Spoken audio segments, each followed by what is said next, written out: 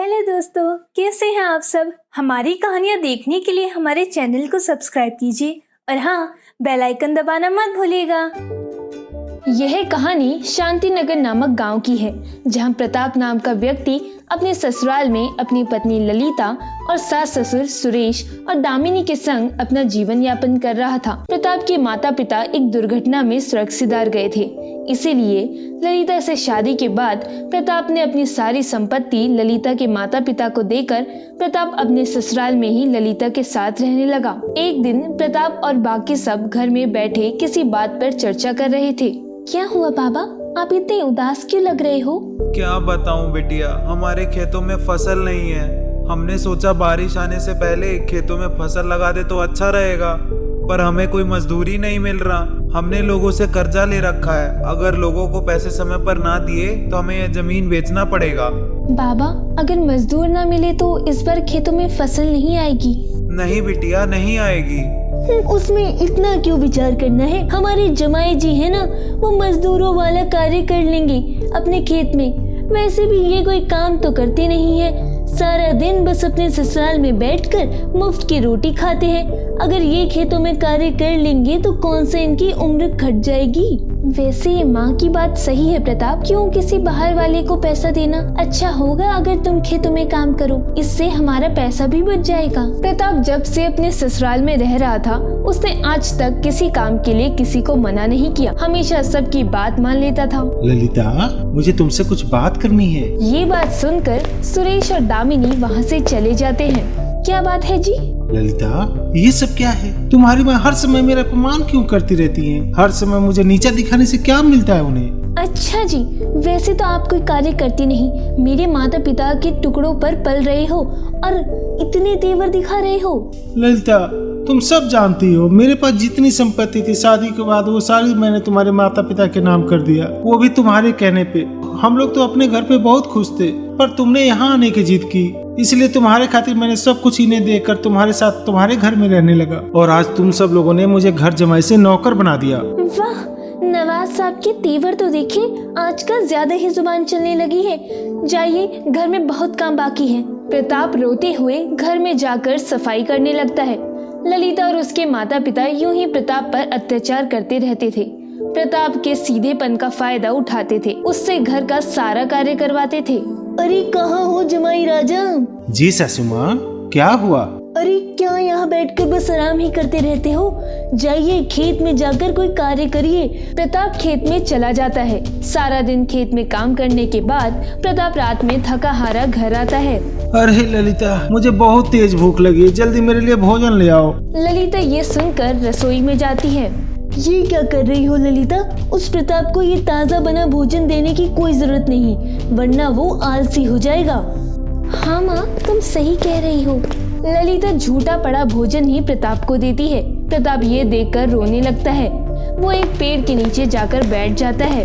प्रताप वहीं पेड़ के नीचे बैठकर सारी रात रोता रहता है। हे भगवान, आखिर मेरा कसूर क्या है? मेरे साथ इतना अन्याय क्यों हो रहा है? मैं तो सबका भला ही सोच रहा हूँ, फिर मेरे साथ इतना अत्याचार क्यों? यूं ही सवेरा हो गया। रास्ते से चलते लोग प्रताप को देखकर उसका मजाक उड़ाने लगे।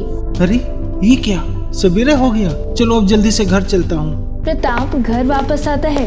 प्रताप कहाँ गए थे? सारी रात भर कहाँ गुलछर्रे उड़ा रहे थे? कहीं नहीं, अपने दोस्त के घर था। अरे नवाब साहब, घर में मेहमान आने वाले हैं, जाकर सबके लिए भोजन की व्यवस्था करिए। प्रताप, जो इस घर का जमाई था, उसकी हालत नौकरों जैसी हो गई थी।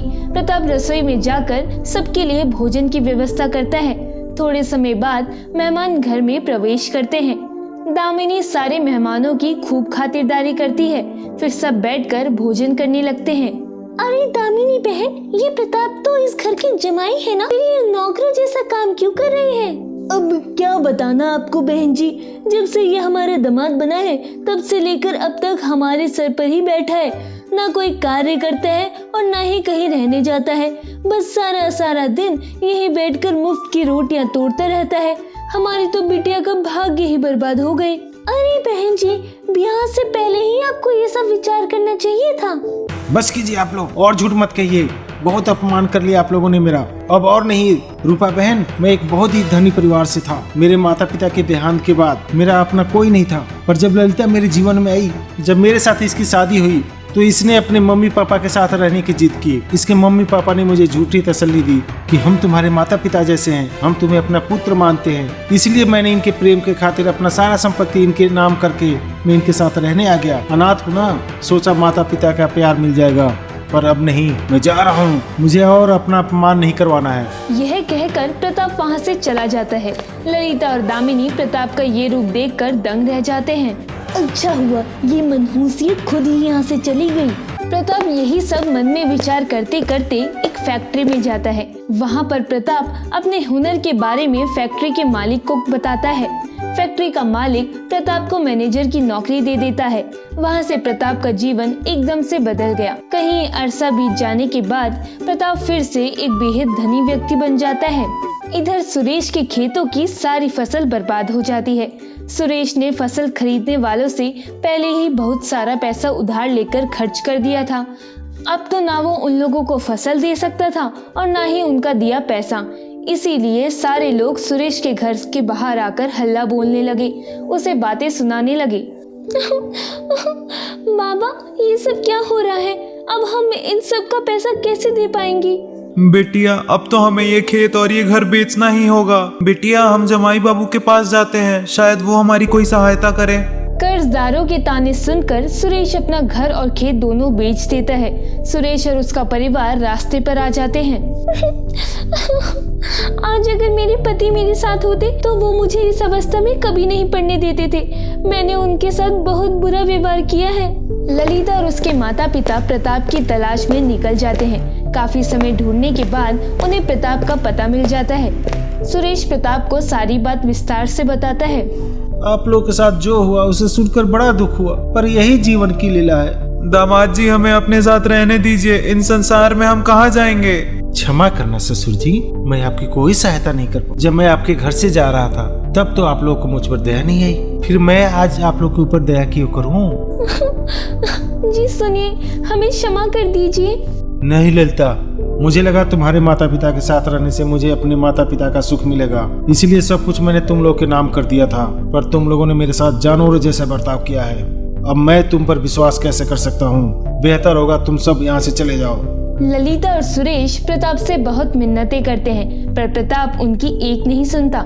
यही जीवन का सबसे बड़ा सच है। जब इंसान हमारे सामने होता है तो हमें उसकी कदर नहीं होती, पर उसके जाने के बाद उसकी हर एक अच्छाई हमें याद आती है।